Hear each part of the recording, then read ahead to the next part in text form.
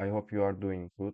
I'm Ibrahim for you to present our Adams model for Multibody Dynamics course final project. I'm opening the Adams view first. So I open my model. This is the model that we designed in SolidWorks as assembly, and we upload this in Adams with Parasolid file format. So let me show the schematic of this Quadrupteron robot. This is an image for Quadrupteron robot. These are prismatic joints. These are revolute joints. These are universal joints here. So let me show in let me show these in my model. I'm clicking the connectors file in here, and I got 24 connectors in here. And let me show a lot of one. These joints are fixed joints. These are joint 6, 7, 10, 13, 14, and this image is represent the revolute joints as you can see here. This fixed joint, this is revolute joint, this is translational joint, this is cylindrical joint, this is spherical joint. So these are types of this, and there are some hook joints. And for like, if I can double click for this image, it's going to be universal joint. Let me show the in joints. I'm clicking this, and it looks some complicated. This uh, image represents the fixed joint in like joint 1, joint 2. You can see here. This one This one is represent the translational joint. Yeah. These are represents the revolute joint. Let me. It look like menteşe in Turkish. These are these in here. It's really complicated to select those guys. These are universal joints in our model. So I wanna show the our simulation. I will go back again, talk about these joints. How can I did that? How could I do that? So let me show the motion. This is the motion that we give the end effector for end effector. We are giving the motion directly the end effector, what is going to go, where is going to go with step functions. I will tell about that, but first let's check the our model. It says that 12 revolute joints, 4 translational joints, 3 universal joints, 4 fixed joints, 4 motions. It's saying that for the 0 degree of freedom for model 1, because I defined a motion, this motion, and the effector's motion, and it's defining for motion for x, y, z, and rotation about y-axis. It's given us, and it decreases our model 0 degree of freedom. When I delete this motion, let me and let me check again. Yes, we can see here it's going to be 4 degree of freedom, which is our quadrupteron's reverse degree of freedoms. Let me get back to our motion.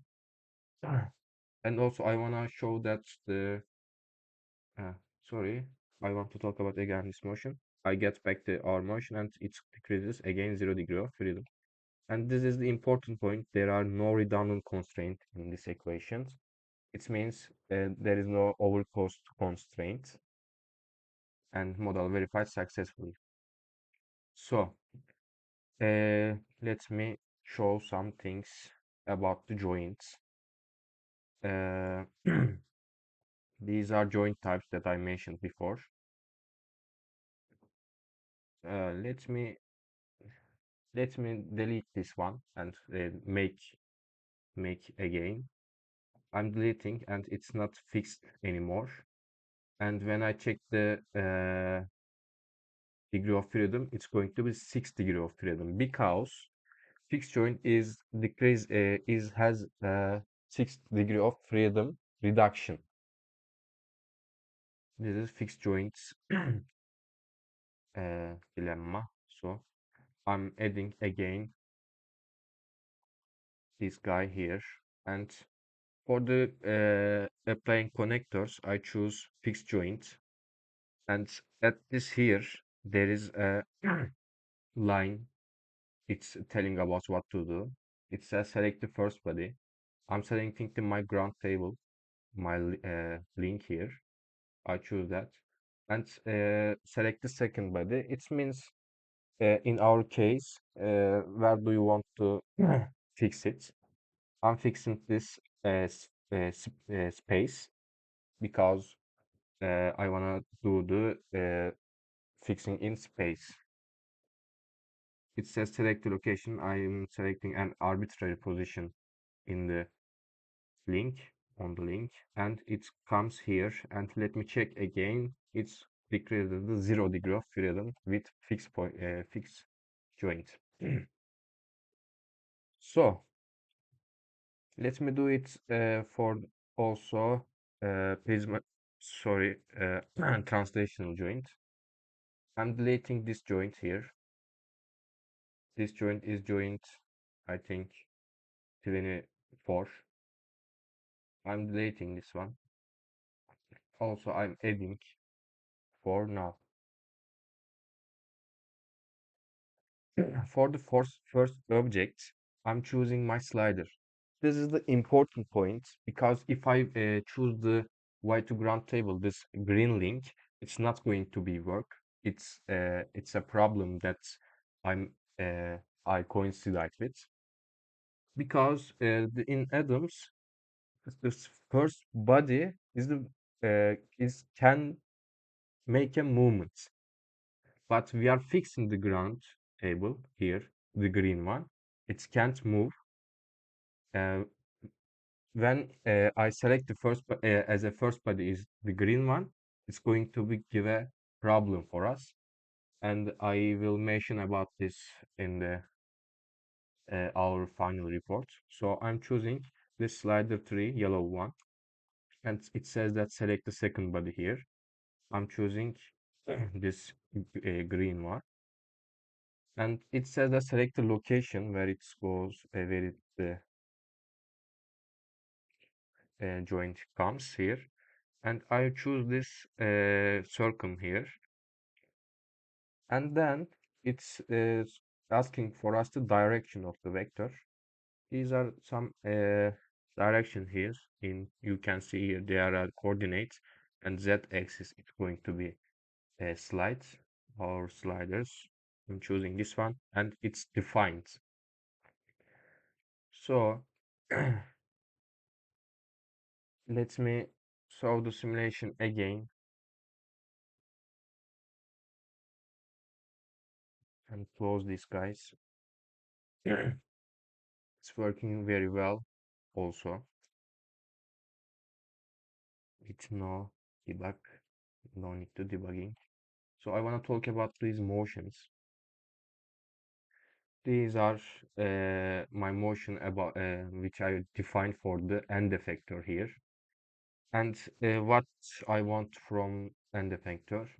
Let me explain these step functions that I made. These step functions has 5 inputs.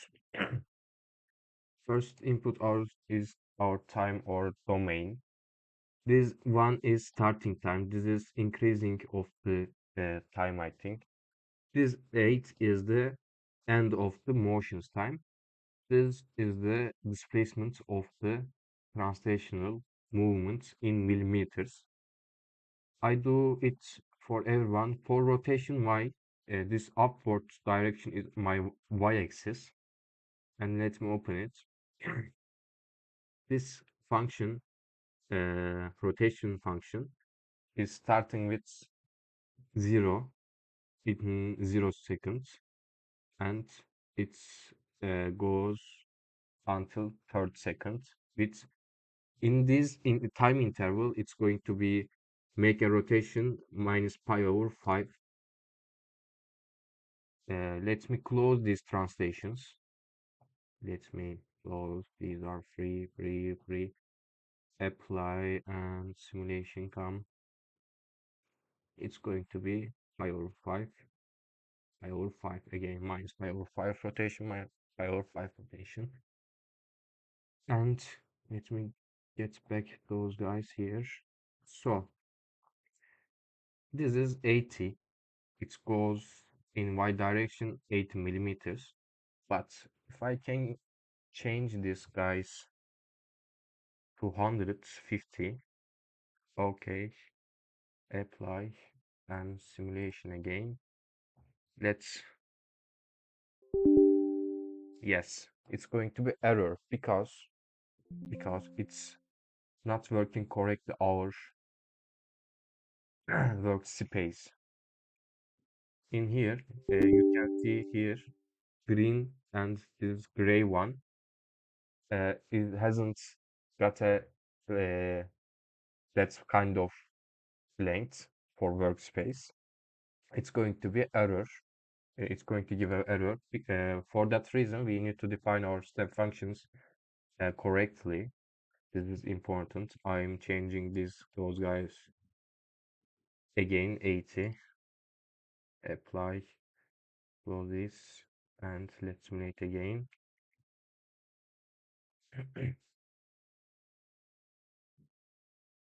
Yes, that's perfect. Okay, I want to go to my post processor. This is post processor screen in Adams. In this model, I can search about everything. I give it the motion for tableau tableau 2, which is my end effector, including our plots, which I made before. This is position. I'm searching for the position of the end effector at x, y, z axis. These are represent my step functions because I directly give the motion to the end effector. So this is my can I, then this is those are my inputs. I can say that for the sliders. These are my output. I can say that because we are directly giving to motion to the end effector, and these are slider one's motion, and I can search about the velocity also. Sorry, these are my velocities. The slider one is translating in x direction, so that's why these are 0. Let's talk about slider 3. It seems like another other ones is the this also translating in x z direction. That's why those guys are 0. For the force, we need to apply a different else settings, uh, but we don't have we didn't add weight of this system, so that's why I can't mention about this force about these sliders. This is the post-processor equipment, post-processor screen. In this screen we can see that also we can show this uh, our motion, so it's going to be in a loop. This is all I want to tell about the Adams field. That's what we have done in here. I hope you liked it, sir. Thanks for your attention and listening. See you soon.